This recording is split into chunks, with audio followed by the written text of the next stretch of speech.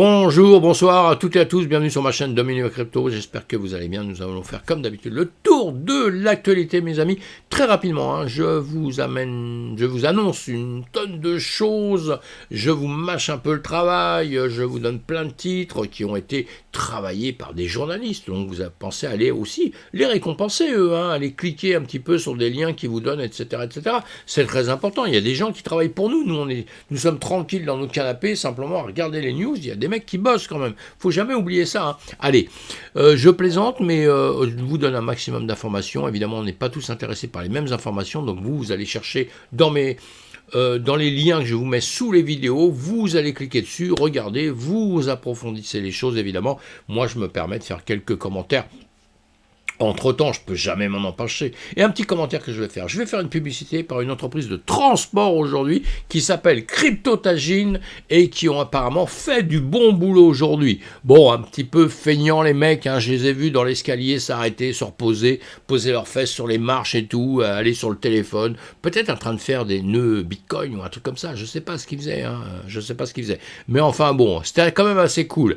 Allez, je plaisante, tout ça juste pour des potes, donc pardonnez-moi.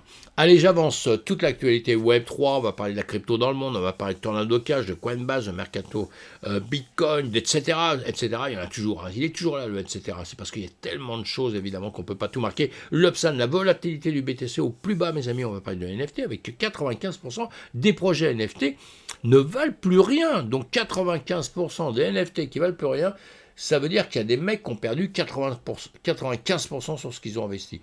Ça, c'est chaud. Allez, on va parler de valeur mobilière, de Lightning Network, évidemment. Et on va parler de ma publicité, mes amis. Ma publicité. C'est cher, la publicité, quand on fait de la publicité quelque part. Moi, j'en ai fait dans ma vie pour différents business. Waouh, c'est vachement cher. Et là, je fais une pub qui me coûte rien.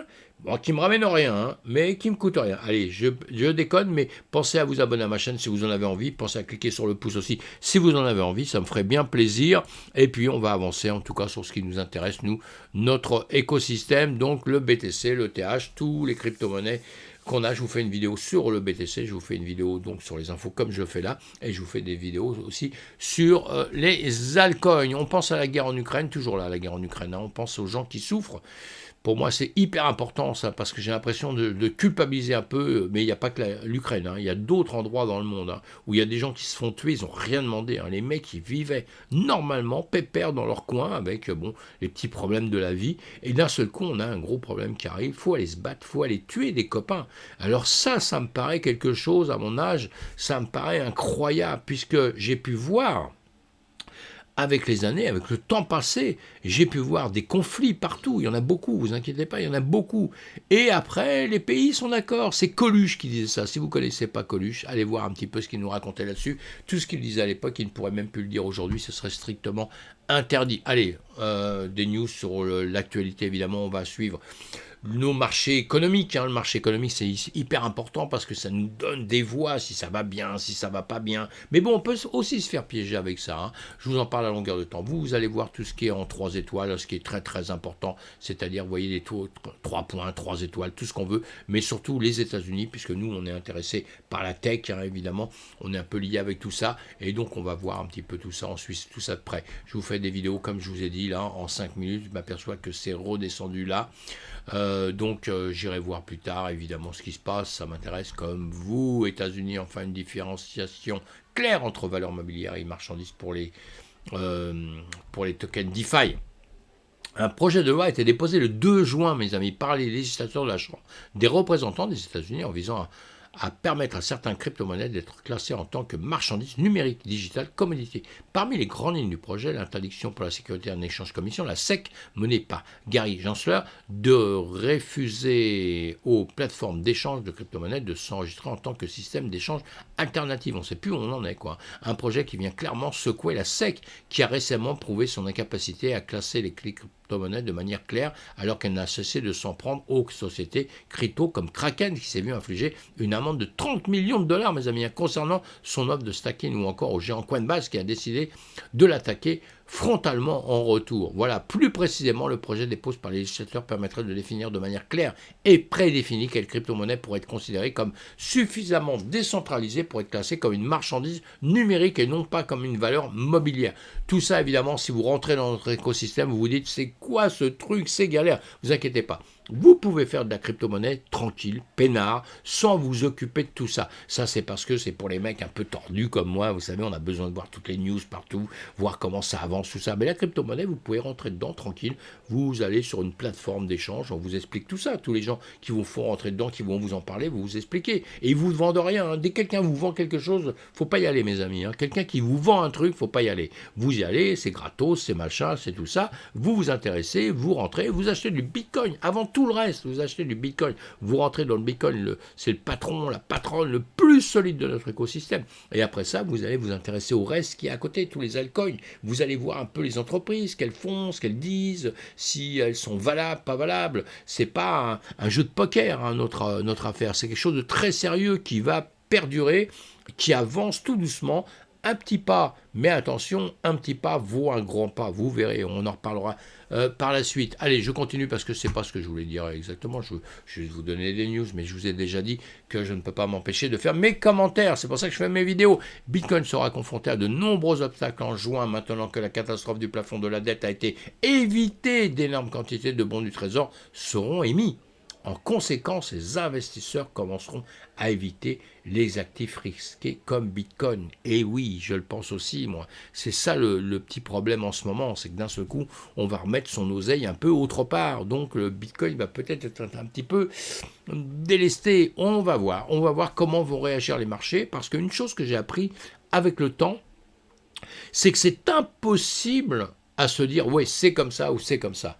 Quelque chose a été fait dans le passé, on se dit, et moi j'ai été piégé quand j'étais jeune marchand, hein, parce que j'ai écouté des mecs qui nous disaient justement avec des théories, des graphiques, des machins, ouais ça a été comme ça, donc maintenant ce sera comme ça. Ça c'est la pire des conneries au monde, parce qu'on connaît le passé, on connaît le présent, on ne connaît pas l'avenir, mes amis. L'avenir il se fabrique tout doucement, avec l'avenir on est bien d'accord, et il n'est pas censé faire la même chose que ce qui s'est passé. Pourquoi ?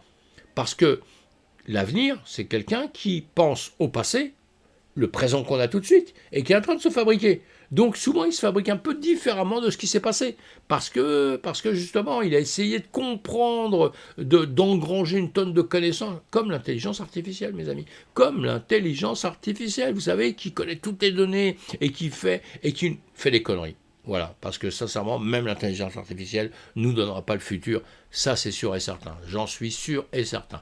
Voilà, maintenant, quelqu'un qui est sûr et certain, comme j'ai toujours dit, c'est un peu bête, hein. Dans le trading c'est dangereux, attention, hein. Mais là bon je parle que de news, hein, simplement. BTC le 3 juin, la volatilité du BTC est au plus bas, et oui, on a une volatilité au plus bas, on a eu des trucs à 70%, tout ça, on est retombé dans les 30%, on est au plus bas, bon on est en train de réfléchir en ce moment, on ne sait pas trop ce qui va se passer, donc c'est pour ça qu'on a des cours un petit peu comme ça, bon bah voilà, pas mais grave tout ça, hein. Des articles que vous allez lire si vous en avez envie, évidemment, l'échange cryptographique brésilien Mercado Bitcoin autorisé en tant que fournisseur de paiement. Voilà, un petit rapport là-dessus. Évidemment, l'échange de crypto-monnaie Mercado Bitcoin a obtenu une licence de fournisseur de paiement de la Banque centrale du Brésil le 2 juin. Selon les médias locaux, évidemment, avec la licence, la société lancera la solution FinTech MB Pay. Voilà, bon, à suivre, hein, pour ceux qui sont concernés dans le pays, même les autres, hein, c'est bon de savoir tout ça. Coinbase apporte son soutien à Tornado Cash. Voilà, bon, ça c'est un autre problème. Sujet depuis de nombreux mois à l'attaque des régulateurs, Tornado Cash peut malgré tout compter sur le soutien de nombreux acteurs de l'industrie de la blockchain et des crypto-monnaies. En effet, Blockchain Association ainsi que Coinbase ont réitéré leur soutien public à Tornado Cash. Oui, évidemment. Oui, moi je pense aussi que c'est quand même pénalisé injustement, parce que vous ne pouvez pas maîtriser. Bon, Tornado Cash, il y a une manière de travailler où, dans les gens qui rentrent dedans, ce sont des mélangeurs, hein, des mélangeurs de crypto, des mélangeurs d'informations, on va dire, quelque part. Pas d'informations, mais de crypto, en tout cas, et vous ne pouvez pas retrouver exactement les adresses. Donc, c'est tout ce que détestent les gouvernements, évidemment. Les gouvernements, un gouvernement, il veut quoi? Il veut pouvoir tracer. Quand vous allez acheter vos baguettes de pain, parce qu'avec la monnaie numérique qui va arriver, qui seront nos monnaies futures, quoi, parce qu'il n'y aura plus de papier, il n'y aura que la monnaie numérique comme ça. Et là, ils pourront tout tracer. Aujourd'hui, avec $1 ou €1 que vous avez dans votre poche, il ne sait pas ce que vous en faites. Vous faites ce que vous voulez, mes amis. Vous allez avoir des filles, vous allez acheter du pain, vous goinfrez de McDonald's, ou je ne sais pas. Vous faites ce que vous voulez au monde. Personne ne peut le savoir. Demain, quand il n'y aura plus ça, il n'y aura que des monnaies numériques. Tout le monde saura ce que vous avez fait. À telle heure, à tel moment, parce qu'il y aura les échanges. Et donc tout ça, ça va être tracé, attention. Hein. Et nous, on parle de DeFi, justement, de finances décentralisées, pour qu'on ait un contrôle, pas vraiment comme ça, mais ça devient très compliqué avec le temps. Hein. Il y a un travail à faire là-dessus, et on en reparlera. Coinbase, la fusion de l'IA et de la cryptographie représente une opportunité majeure.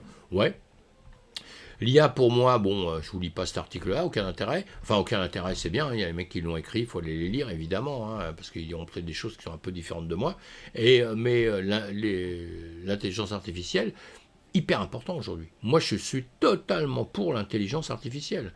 Il va falloir apprendre à s'en servir. Je suis pas pour les puces dans la tête. Hein. Je veux pas qu'on nous mette une puce dans la tête. Bon, moi, si on me met une puce dans la tête, je suis mort. Hein. Mon cerveau, trop vieux, machin, il va disjoncter, il va péter les plombs. Hein. Mais on a l'intention, on en parle maintenant. Et vous savez, quand on parle d'une chose, et moi, j'ai cette expérience, justement, c'est que je m'aperçois que ce qu'on disait quand j'avais 20 ans, 18 ans, 14 ans, 15 ans, on vivait des trucs, on pensait qu'on les vivrait jamais. Et aujourd'hui, je les vis. Aujourd'hui, je les vis.